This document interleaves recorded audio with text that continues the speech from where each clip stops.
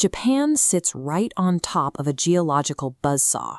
4 massive tectonic plates intersect directly beneath the island nation, guaranteeing a continuous barrage of violent earthquakes. These slabs of the Earth's crust are constantly colliding.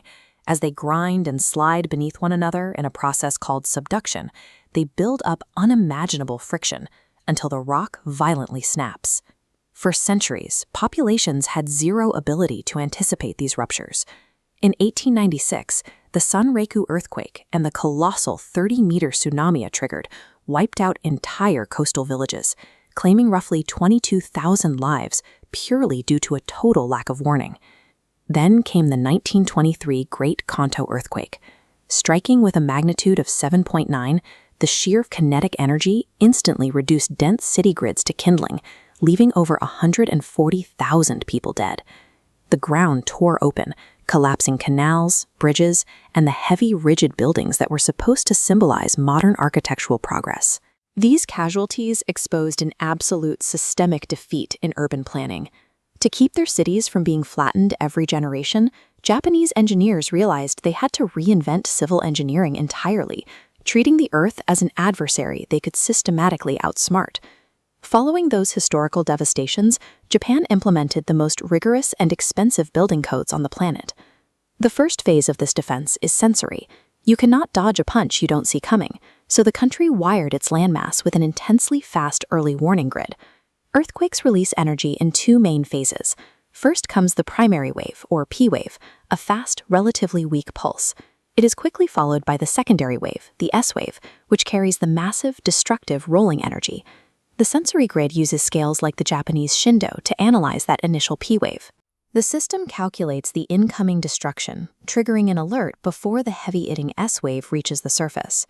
In mere seconds, this data flows through command centers, automatically slamming the brakes on high-speed bullet trains and blasting countdown routes to millions of smartphones. Knowing the hit is coming is only half the battle. Engineers must also account for the dirt the building actually sits on. Soft soil amplifies shaking, while bedrock transfers it differently, dictating exactly how a foundation must be designed to survive. Balancing these extreme soil dynamics with the demand for taller, heavier structures forced architects to toss out the old playbook. Anchoring a building stubbornly to the ground was no longer an option. The solution was base isolation.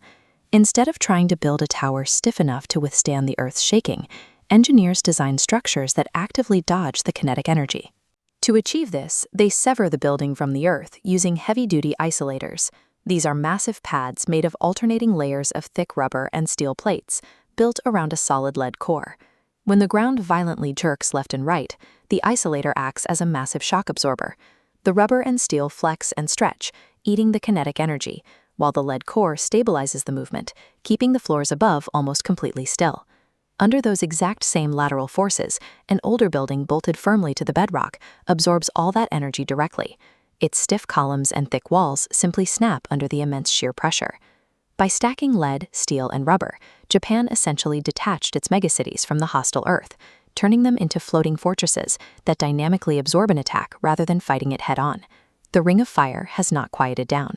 Magnitude 5, 6, and 7 earthquakes continue to strike the archipelago with alarming regularity today. This seismograph reading from 2026 shows the dense, erratic spikes of ongoing tectonic events.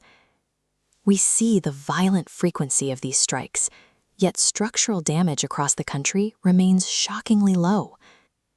During a massive quake, a modern Japanese skyscraper leans into the shaking.